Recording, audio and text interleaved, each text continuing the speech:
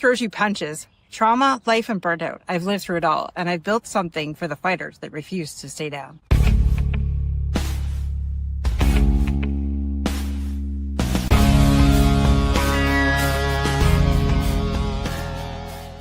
If you're ready to stop playing small and own your story, then this is where you belong.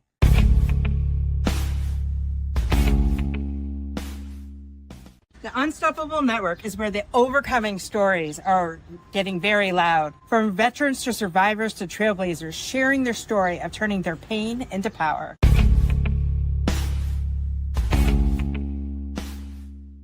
Welcome to the Unstoppable Network, where we turn your mess into a message.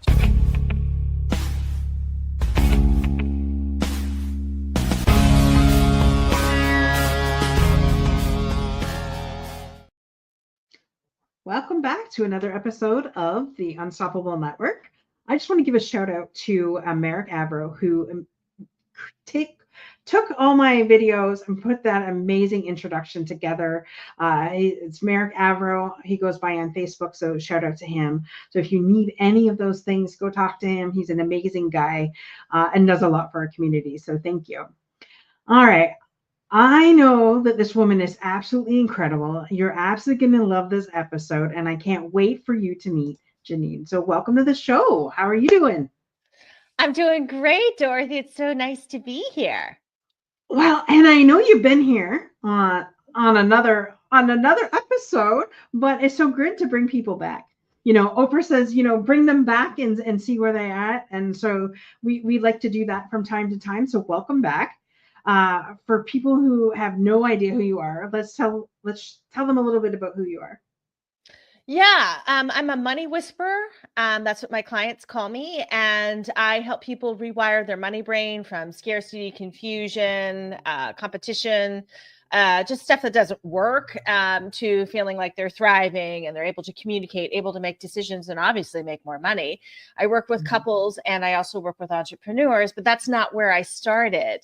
Like my money story started years ago, after losing both of my parents to Alzheimer's. And my parents died at separate times. And so when my mother finally passed, we confirmed that her estate had been actually financially exploited, meaning somebody stole the money, and it was a family member. We went to court for 2 years. We litigated. It was a mess. And then, it was sort of like, what's left? Like you lose, there's no money. What do you do next?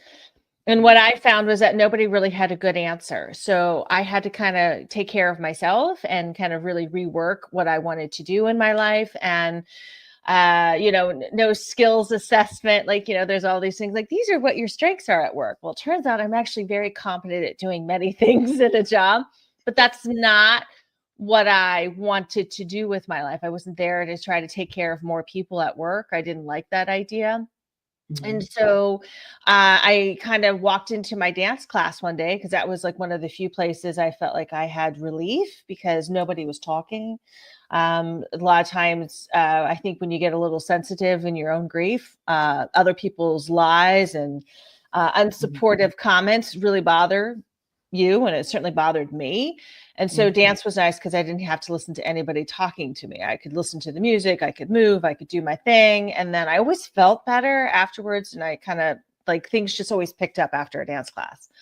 But I walked in one day to a dance class, and there was a flyer on the wall for Dance and Money. And I just thought I should go. And it had nothing to do with what I was dealing with. I wasn't thinking oh, I need this. I was just like, I should go. That was it. And so I went and I met my very first emotional behavioral money coach, which is what I later became. And I was sort of like, wow, this is amazing when you can actually talk to people about how they emotionally work with their money, instead of just talking about their numbers, which is budget coaching or investment coaching. Dorothy, let's go make $1 million. Come on, we can do it in the stock market. We can do it with boats. We can do it with AI. Let's get a marketing sales funnel. We'll make $1 million in no time. And the truth is, people don't really have great ideas. That's why a lot of this stuff fails, because they don't have enough experience to know what would be a great idea. So that's really important. Why people fail so often when it comes to investing is they don't have it. And so that's why you do hire people to help you. But I don't want to bore you on those details. But it was really during, oh, go ahead, Dorothy, go ahead. No, I was just going to say it's amazing what grief really does, because out of Yes, something tragic, something great emerges. yes. And so if you would never have went through that, then you would have never been where you're at today, helping other people do it. Yeah, and believe it or not, debt is directly related to resentment and who you have not forgiven. And every Mm. time I say this, people want to punch me in the face because they're like, you have no idea what this person did or has Mhm. done to me or is continuing to do. Mhm. And I hear you loud and clear, but you have the power to forgive, not to forget, but to Right. forgive and let Mhm. go so that you can focus on building, because money works in two spheres. And that is destruction, which is loss, which is debt, which is making bad decisions, lying about your money, all that stuff, to boom, all of a sudden you have creativity, meaning, how can I make this idea work for more people? How Mhm. can I partner with somebody and we actually, support each other, not like one person does all the work and the other person doesn't? How can I think positively, even if my bank account is in the negative or lower than what you'd like it to be? How can I do that? And not everyone is built like that because they weren't raised that way with money. Mm. And I get this all the time. We should have taught this in schools. And the answer is, yeah, but really it would have worked better at home. Amen. Amen. Because my parents struggled. Like they were Yeah. paycheck to paycheck. That's what I grew up knowing. So it wasn't until I'm like, okay, I'm not up for that. Yeah. I am not up for the struggle and the lack. I'm not up for that. And so how can I change that? And finding different ways to be able to do that has helped me, because I don't know about you, but being an entrepreneur was not something that my family had even entertained, let alone, um, just go work for somebody else for 30 years and then collect your pension. Well, Yeah. by the time I get to pension age, there's going to be nothing left. So if I didn't invest, I know in the States it's the 401k, over here it's Right. RSPs. If I didn't do that, then there's nothing, right? And Mhm. and so there's nothing wrong with that if that's what you want, but there's nothing wrong with doing your own thing either. Exactly. And here's the thing, to bet on an entrepreneur is actually betting on a future. And I'm not saying don't bet on a company, don't invest in, stocks or anything like that. I'm just saying when I look at how when companies get so big, they make terrible money decisions for their people, their employees, their leaders every year. Where does Mhm. that come from? It comes from your money brain that is untrained. You are looking at profit only and you're trying to somehow make, I guess, your stockholders or your stakeholders very happy by like how quickly can we make the stock move, instead of like, hey, yeah, stock is good, but if you had steady growth and your people were employed and they got raises and did things that they really need, and they actually had a living wage, not some, we pay everybody $3 here. It's like, what? $3 a day? Oh, but that's other countries. Mhm. Then things would look a lot different. People would have a better economic power and they'd be more willing to spend and save, not just one or the other. And Yeah. that's not what big companies are doing. So when I see like Amazon, a global massive company that's probably on 7 continents, I don't know what they're doing in Antarctica, but they're probably doing something with those gosh darn penguins. But there they are. And it's sort of like, well, this is good, right? But no, they're going to lay off. I think I saw in the US, what was it, like 30,000 out of their corporate. And I just went, oh, Wow. and this guy doesn't pay taxes in the Hmm. US, does not pay them. Wow. Mhm.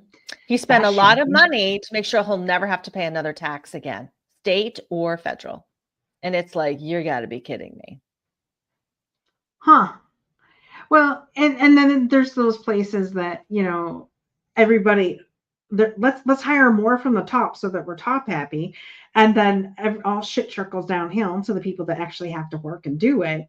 Mhm. And those people are overworked, stressed out, ready to like fly off at the handle at anything. But let's just keep giving more raises to the people Yes. MVP situations. And then when they do hire people back, they hire them back at lower rates and with less benefits. And I'm like, what?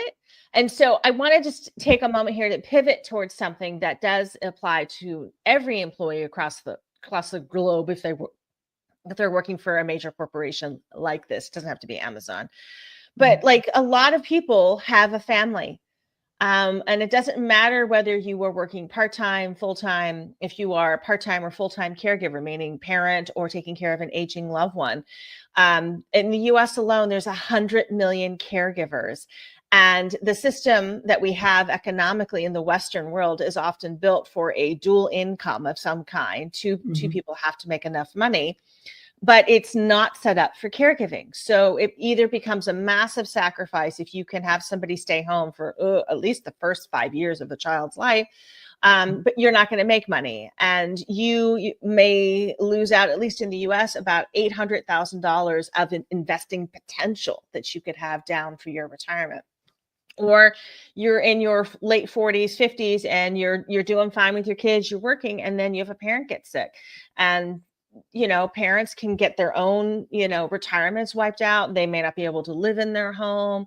Maybe they didn't save well. Like there can be a million things that could be out of pocket and you're not able to work full time. That becomes a bigger and bigger and bigger problem. And so I saw this, the economic inequality for caregivers, because I have been one. Even it doesn't matter if you're long distance, part-time or full-time, because a lot of times what the corporations and the media often tell us is corporate controlled media is that the only person that really matters as a caregiver is basically a paid nurse. Like, well, are you taking them to the bathroom? Are you doing this? Well, you should be able to like go to all your meetings and make sure your loved one's fine. Just turn the TV on and leave them in the room for an hour. And it's like, you can't do that with a toddler. Why would you think you can do that with an aging loved one who's got a degenerative illness? Exactly. And I've been through with my grandmother for 5 years, a power of attorney, full-time job, taking care of my home, plus, all my extracurricular activities, while getting phone calls all the time. Hey, this happened, this happened, this happened. The stress level, not even realizing, the stress that I was under, not to mention the fact that sometimes you feel like you're split in so many directions, you don't even know which way to go. Exactly. Until like she passed away in February, and I had no idea the amount of stuff I had kept on top of until I didn't have to anymore. And then it was like, I had to take a full month. All I did was just focus on work and myself. That was it. Like I couldn't, and just like work as being the day job. And that was it. Like I couldn't do nothing else. Yeah. Because I had burnt out. Yeah. And, the government is not going to pay for me to stay home or take care of her or have that mental breakdown that I needed. Yeah. And so caregivers have to often compartmentalize their health, which then becomes the big red flag down the road. I was speaking to somebody who's a hormone expert, and they were talking about women, but also men, is that we can actually do a lot of correcting of our health in our 40s and 50s. But after that, the chances that you can correct things are significantly less, meaning if you had diabetes in your 40s and 50s and you took better care of yourself than your 60s and 70s and beyond, should be better. But if you didn't, then you may be not going to another, like that's how I think you don't graduate to another decade. That's just what your body's going to do. And if we lose the people who are actually taking care of our families due to death or long-term illness or whatever the issue is, what are we going to do? Because this is one of the things I'm very aware of, is that in families, we have usually maybe two people who are the traditional caregivers of some kind, whether it's the older sister or it's the daughter or it's the older brother. There's somebody who, will sit with the family member, make sure they're okay, recognize, oh, they need a blanket. Like they'll do the things, they won't have to be told. Like other people seem to need an invitation with like an entire YouTube video, and please make it AI so it's very fun to read and watch. And it's like, And I hear this all the time. Well, they tell me, these other family members, it's inconvenient. And that's a reality too. I'm not saying that, Oh, no you should just, shit. you should just pick up and go do that. But that's my point about caregivers. Caregivers, it's completely inconvenient. It's actually unhealthy for them and it's terrifying, but they're not going to live their life that they did not take care of a family member. Like, that betrays their values and who they are as people. And I think if we want to honor them, then let's give them more skills and tools and resources, which is why I created my virtual caregiver conference, because as a caregiver, I didn't get anything. I mean, I literally walked around talking to people in my own age, because my parents passed away in my 20s and 30s. And when I was talking to like my friends, they're like, I don't want to even think about this. Sorry, too bad. And then when I talked to, people who were like at work, who were older, like, maybe they had a family issue. One woman actually said, you're making it up. And you're making it up. And I thought, what? And so I ended up seeing her like 18 months later, and she's like, well, what happened to your mom? I go, she died of Alzheimer's. Thanks for asking. And I like walked off, like, because like I don't need to defend that. And it's a shame. It's an absolute shame. But that's a reality. We are gaslit. We are ignored. We are not treated well necessarily by everyone, our bosses, our family members, and so it's not, I mean, caregivers learn by being given skills, tools, and opportunities and allowed to speak and connect with other caregivers. But it's also really important that you don't put them in toxic situations. I'm not a huge fan of a lot of Facebook groups because it's just people screaming into the void. And they often need more than one person to help them. They need like a team. And that's like the reality as caregivers. We need, the fact that we're capable of doing the work of 4 to 5 people doesn't mean we should. Absolutely.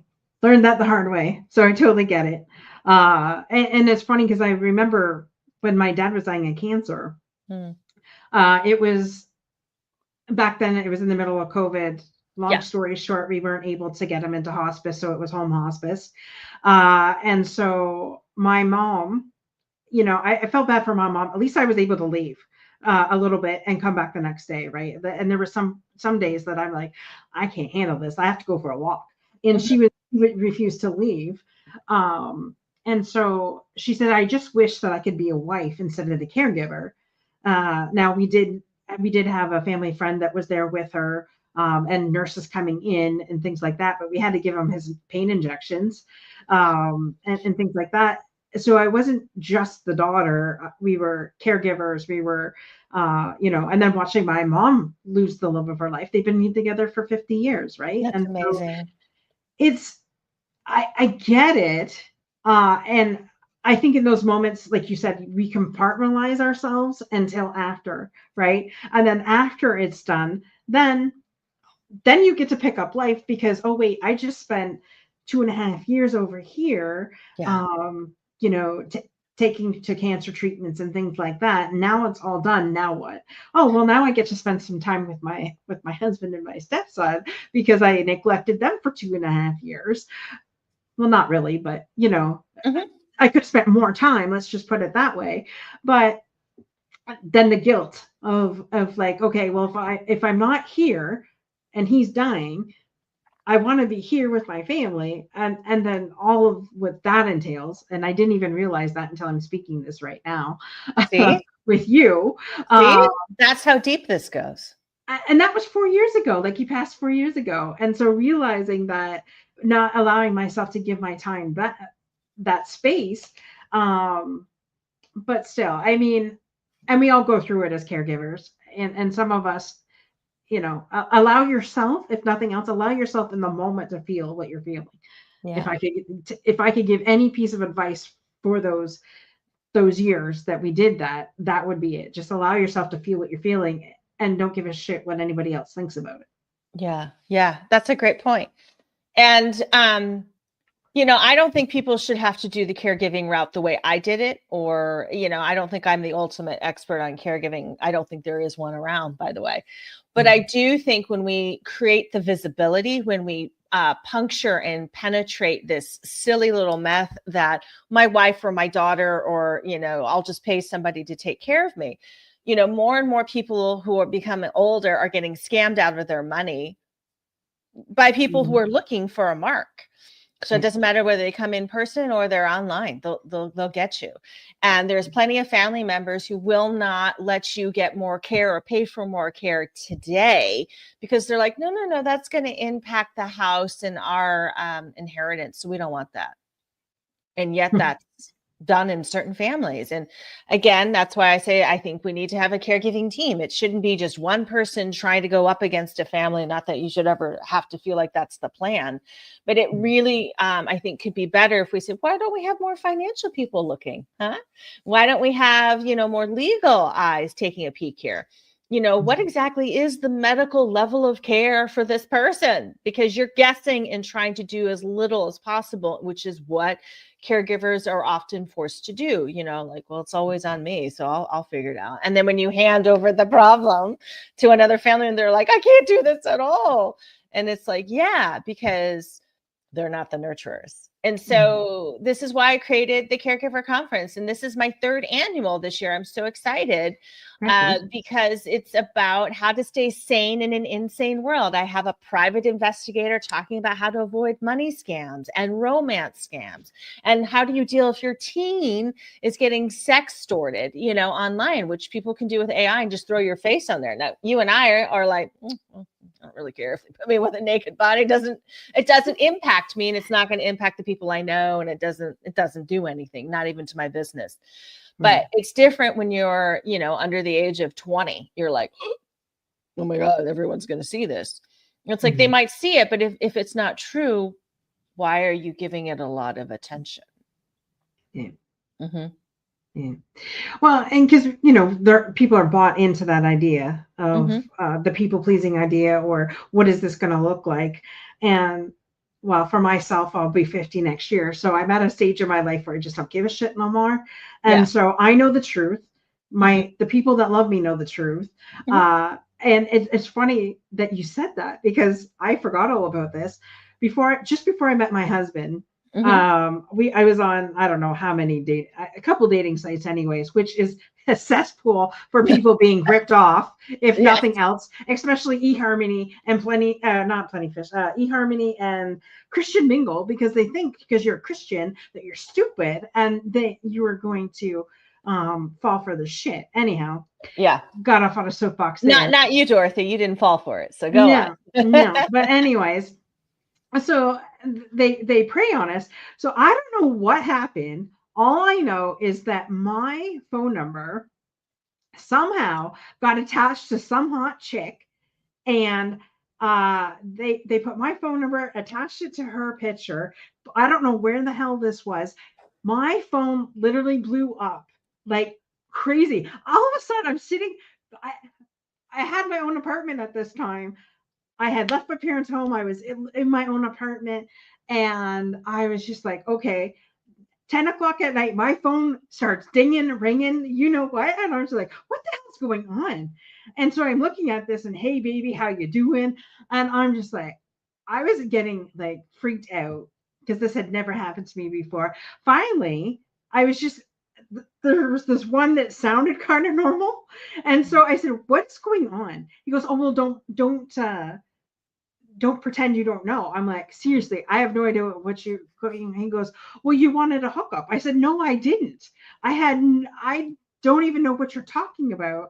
Long story short, he sent me the picture of this woman, the ad that was on it. I said, could you please just tell them that is not, have them take it down. I don't even know where this is. And so he reported it. Thank God I found at least one decent guy to report it. And I didn't have to change my number, thank God, but it was 24 hours of insanity of being,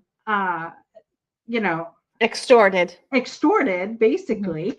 And so I'm like, I don't know who I pissed off to do that, but anyways, and I don't even think I even told a living soul till right now that happened. It's confession time for Dorothy. You were once a hot chick. You were once used as basically catfish. Isn't that interesting? Yeah. You know what? There was, I saw this documentary, not to go on about this, but I thought this was very interesting. It was Ashley Madison, which was a website about like life is short, have an affair. And so they kept saying, oh, they have all these hot women who want to go on a date with you. They're married and they don't want anything else, blah, blah, blah, blah. And really, they didn't have that many women who were that interested. It was mostly men, and mostly men in tech and things of that nature. And so I'm meaning like more introverts, not all of them were, but that's what these dudes were. And so these guys were like, I think they put like a porn person who was, but she was a dancer too. And these guys would show up to the club and they're like, bring flowers and all these things. And she's like, who are you? I've never met you. I don't know who you are. Thank you. And then she finally said, where did you see my picture? And he was like, oh, on Ashley Madison. And she's like, oh. And so it's so interesting because how did Ashley Madison come down? Like the whole thing crashed. And then we find out that the CEO is actually having prostitutes that he's with, and, or escorts at the time, whatever it was, but he was paying for sex. And when they actually took a look at the inside workings of this company that was, I think, going to go public, because it was making all this money, is that they had created all these female bots who were talking to these men, and they were hot chicks. This is before AI, guys. And so that's how they did it. And so somebody finally broke in and then released all of the names of basically men, some women, who were in that thing. And the whole site came crashing down because the security wasn't there. Like you couldn't continue the ruse. And I really mean that for the company, because the company had created a lie. And that's like the level of depravity sometimes we're up against when we're trying to, handle every plate that's spinning, trying to take care of ourselves, trying to take a risk, and trying to do all the right things. And as you just said, I'm going to pivot back a little bit. And you're like, I haven't thought about this. It's been 4 years. And it's like, yeah, that's the whole point of the grief process, and also reclaiming your life as to what you want now. And you don't learn from somebody who didn't bother. You learn from other caregivers. And this is why caregiving is really on a continuum. And I have this speaker this year I'm very excited about. She's ancestral lineage healing. That's her. Yeah, she's a facilitator and a guide on that. And so you can be like, Jeannie, that is the wooest and dumbest thing I've ever heard. And I'm like, you haven't been on the internet lately, first of all. But, millions of people believe in the power of their ancestors to support them in times of struggle and crisis, let alone if things going great. So I just thought, what a way to bring this in, because she talks a lot of times about the burdens we carry as caregivers. And we do this a lot of times because it's family agreements, but it's been like generations of family agreements. And no wonder it's not different this generation. Yeah. There's such an attachment to generational things. It's not even funny. And I took a course on it way back when I first started at this one church I went to, and they did I don't know if a weekend seminar, I guess it was, and I had no idea what we are actually attached to. I figured you're just living your life, but no, you're attached to so much shit that you don't even realize. Yeah. And so it's funny, since my dad died, there's been times that I've had this fit of rage, and I'm like, where is this coming from? Wow. My girlfriend said, you're probably your dad, because my dad would go into these ragey moments sometimes. I mean, the man was chronically in pain and things like that. So, I mean, he was an amazing guy, amazing father, but he had his quirks like everybody else does. And I was just like, oh, because I could sometimes just hear him in my head sometimes on how he would say something. And I was just like, where did that come from? But it is true. That does happen. So when is this conference? It is November 19th and 20th. It will be live, and it's 12 p.m. to 7 p.m. Eastern. And I just want to share that we are doing something really different this year. We have cash prizes for those who sign up, obviously, to be a participant and audience member. Why? Because, we're not dumb, running a caregiver conference. We know money is a factor. And sometimes that extra $25, that extra $50 gift card, and I have a $500 gift card set aside just for people so that they can actually go do what they want with money. Because like maybe they get to go shopping, or maybe they'll, go get some groceries or something that they absolutely want. because I want people to feel like, oh, this was such a gift, not just the money, but like coming to the conference because it helped them, not cause them to be like, well, there's too much work. And it's like, no, we're trying to tell you, you've got to move the I to the we. We need to find a way to work this out. We need to support you better. We need to find a better solution to whatever the current dilemma is. Technology will be there in the future to start supporting aging loved ones and our young ones. But if you just, like TV, turn it on and walk away, then your child or your aging loved one will have a conversation with AI robot, and they're not designed to do this full time. Right. They're not. Well, and it's a robotic answer. There's not the empathy that goes with it, or the compassion that goes with it too. Right. I mean, it can only do so much. It can only say like, would you like a coping skill? That kind of thing. And we're like, oh, let me show you a pretty story. And it's like, distraction is only one technique that's going to work in your life. It's not going to be the technique. Amen to that. Wow. Okay. So you heard it here. Scrolling across the bottom is the link, and I'll have it in the show notes too, for the Caregiver Conference. So go check it out. Join Jeanine and her crew. It sounds like it's going to be an amazing event. So, can't wait to hear more about that and go sign up. Any last words for our guests today? What I would say is that, if you are really feeling like you're in a not maybe a stuck place, but a place of like, I'm not sure what to do next. So it's like before we take action, sometimes we're like waiting for the right answer. And sometimes we're like, but I don't know if I'm going to have the time. And, we have a million like reasons to not be anywhere. What I always tell people is like, if you're looking for a place to maybe get some knowledge or get some information, get some help, get some support, then it will actually carry you well into 2026 with good information, the right people to pay attention to, and it'll give you just something else to talk about. Like, I mean, I don't know about you, but like that's part of the problem is that people who don't support caregivers are just complaining and whining themselves. They got nothing else to share. Amen to that.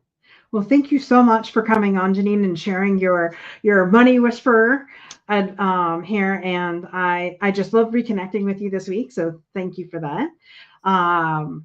And go check out the Caregiver Conference. And I just want to give a shout out to Cast Magic. Cast Magic is the sponsor of today's show. I'm trying to get it up there. So if you have a podcast yourself, or if you are a coach, I don't know what I did without this, truthfully, in my life. Go check out Cast. It's truly magic. It can take your podcast and make show notes, the magic of AI, with the AI element. So show notes. And if you are a coach, it could actually help you do like course outlines and things like that. So thank God I found out about it when I had 3 shows going. It truly saved time. Yes, now we have one show where we are doing everything and helping everybody in one place. So, but go check out Cast Magic. It is truly the tool that you need in your arsenal. So go subscribe to our channel, the Unstoppable Network, and share with your friends. And thank you so much, Jeanine, for being on here today. We truly appreciate you. Thank you so much, Dorothy. I really appreciate it. Absolutely. Okay, guys. Remember, same time, same channel next week.